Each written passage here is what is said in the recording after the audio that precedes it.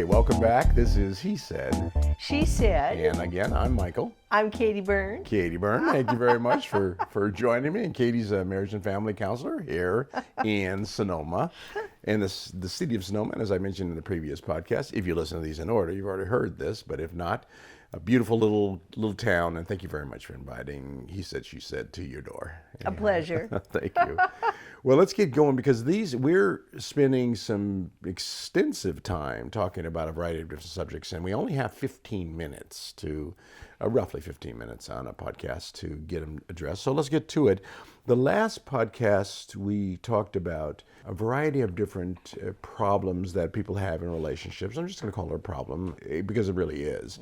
And it's a lack of communication, and then some of the results of the lack of communication: misunderstanding, anger, resentment, hurt, things like that from poor communications. We want everyone to really focus on how to develop good, healthy communication.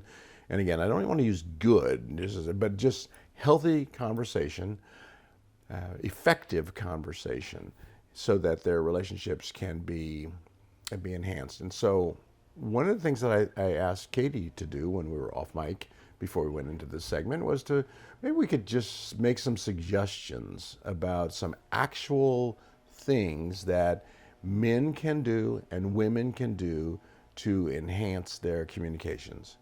And one of them we already offered, which was a man in a conversation can sit with across from his woman, and when she says something, he can just stop for a second and say, let me tell you what I heard, what I understood, what left your mouth and got into my brain, so that we stay on track. And I think that's a good tool. So that means you physically stop, tell her what you heard, and how that resonated with you. Let's come up with another tool that a woman that can help a woman in her ability to communicate, because she hears something and she might be hurt by it, but that may or may not be what he meant to do.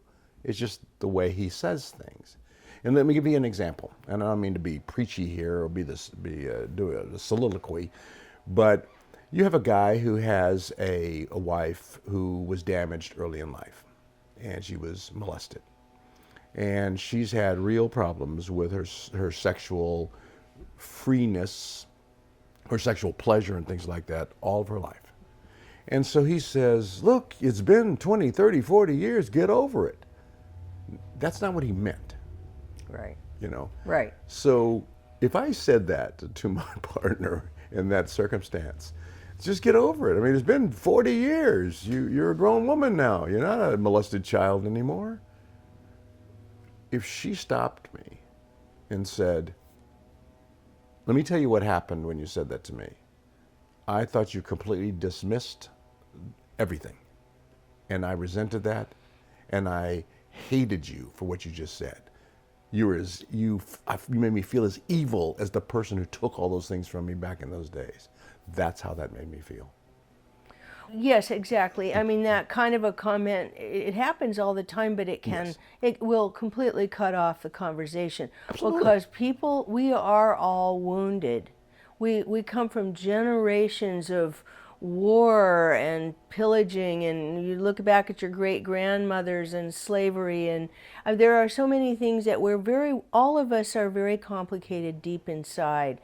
And so absolutely what's important there is that I think if you want to give a woman advice about how to be different in a conversation, women need to definitely be aware of giving more compliments. I think John Gottman said in his research on couples that in a happy couple, I think there are 5 compliments to every 1 criticism. Sure. And that means daily. Yeah. But women also have to, in that particular story you gave, the woman would have to be able to drop into her deep unmet needs and be able to say, here's what I need.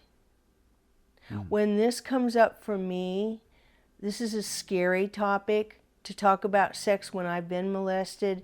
So I need you to understand. And then she needs to talk about what she really needs. Not just, I need to ignore sex for the next 20 more years, Right. but I And not need enjoy it. some Yeah. compassion around this in order to work it through. Okay, now I get that, and see again, we go back and forth with the what's academic, what's the clinical, what happens, and things like that. But here's the other point that I want to add to that. When she is saying, "Hey, this is what I need," you didn't fulfill that need with what you just said. I think that the other thing that happens is she goes beyond all of that, which is that didn't accomplish what it needed to be accomplished. But then she says, you know how when people say, "Well, you didn't do this. You did this wrong and this wrong." Well, you did this wrong and this Right. wrong. What she does is she says, "Well, he's just making that statement because he is trying to push his agenda, his needs. Right. So he's ignoring my issues because he cares more about pushing his agenda and getting his needs met." That's correct. So that's the Right. thing that goes back and forth between people. So if we give her that tip, and I don't know if that would work or not, but hey, it couldn't hurt to try. Well, I want to say that it's really important because we're in a patriarchal culture. And whether we realize it or not, because women are getting their power, women have not really been seen or heard for centuries. And so what's happening is men have more entitlement deep in their bones from when they started out with toy trucks. They always had, always at some level of our society, more narcissism. They were entitled. In a conversation, you watch 5 people, who are going to be the people with the strong opinions? The men. Right. The women always feel less important. I believe that if you're going to preach about communication, you should show how communication should happen. So I'm going to do something that is, I think it's a good example of that. I read somewhere on some website or something, I look around and see what people are talking about so we can have more good substantive issues to discuss on he said, she said. One of the top 10 or 15 things that makes a woman attracted to a man is that his willingness to disagree sometime, but in a healthy way. And so I'm going to disagree with you. I don't believe that we're in a patriarchal society. I believe that white people are in a patriarchal society, but that black people, for example, are in a matriarchal society. I'm bringing the variations and the variables into the conversation. In a white world, the arguments and things like that are different than in a black world or a Hispanic world or an Asian world. We all have different cultures, but just that specific subject. In a white society, I believe that it's a patriarchal society. White men run everything. In a black family, black women run everything. The black men are more absent and less powerful than the black women are in a black society. I agree with you that generally as Americans, we're generally a patriarchal society, but that's not the same across ethnic lines. This is not the same. Well, I certainly respect your opinion, and I am Caucasian, you know, so... And I'm not. And you're not. So you have personal experience with this, and I'm very interested in that. I would welcome a respectful debate and say, no, I'll bet you that underlying every system, black, white, green, whatever, there is still an early belief that the men have more power. Okay, so the good thing about that, now this goes into the very next thing. Now this is not what we had planned to go in this conversation, but I think true. this is the important part about men and women communicating across all kinds of lines. When you say that's the basic foundation, I agree with you 100%. Agree with you 100% that this culture, here in America, that's the culture. It's a patriarchal culture. Not that it's good or bad, but that's what we expect. Since in the black family, for example, it's a matriarchal culture because the women, they're the heavier breadwinners a lot of times, and they're the disciplinarians, and they're the ones who are there for the long haul a lot of times. And that's not everybody. That's not consistent across all black families, but generally. So what I'm thinking is, since it's generally expected to be a patriarchal society, and patriarchal rule, and black men, for example, don't have that kind of power, and they don't they don't have that kind of independence and that kind of stature generally. They feel resentful. I had a podcast a few times back, and again, if you listen to this in order, you've already heard it, where we talked about the black family. We talked about the different ways that black women and black men interact in arguments and discussions, and as compared to white women and white men arguing. And those are two different cans of worms that need to be addressed differently. But I don't want to get into that in this particular segment because it takes a lot of time to talk about how to deal with that. Because in the black family, when the black woman was being taken at will in slave environments and having the children of the slave master, and the black man couldn't do anything about it, that made her disrespect him because he's not a man. And that made him resentful and upset and things like that because he can't exercise his abilities. I mean, he's just going to die. They're going to kill him. Yeah. And so it's a very brutal and very unhealthy start. So the results are always going to be unhealthy. Where we are now in the black family is going to be unhealthy.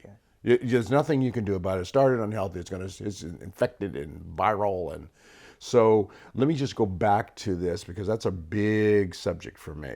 You know, that's a subject I could talk about the differences between white families and black families in every aspect of life, I believe. Even though I'm educated, well-bred, cultured, I run my own production company, I am my own boss, and things. So I have my own autonomy and power. So I don't feel that same sense of despair and cause for anger.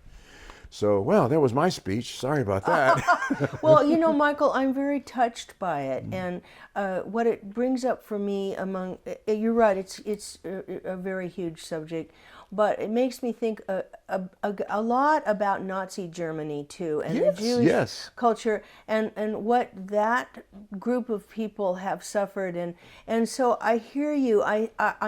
But I believe in the larger picture, all of us.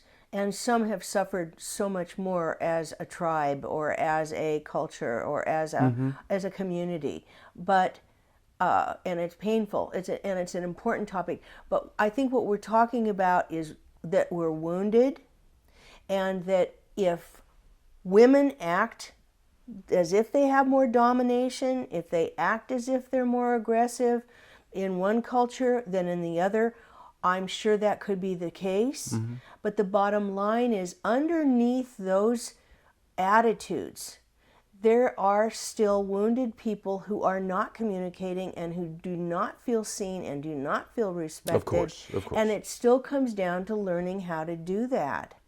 But I'm glad you brought up the subject. It's riveting and it's painful and it's real. And it's happening more even in this culture. In 2018, it's back. Yes. We're talking prejudice. Yeah, that's a scary topic. And one of the things that we were joking about, I try to keep the show fairly light. One of the things we were joking about in past podcasts is somebody mentioned something political, and I said, okay, we're going to try to steer clear of talking about politics, religion, or how other people raise their children. Yeah. So just to keep things calm. But let's do this. I think I'm in the mood for switching tracks a little bit, and let's talk about sex. You know, that works. That works. That works. So on our next podcast, join us. We're going to talk a little bit about sex, good and bad parts about sex. All right, so stay with us on He Said. She Said. And this is Michael. And this is Katie Burns. All right, Katie, thank you very much. We'll talk to you in a minute.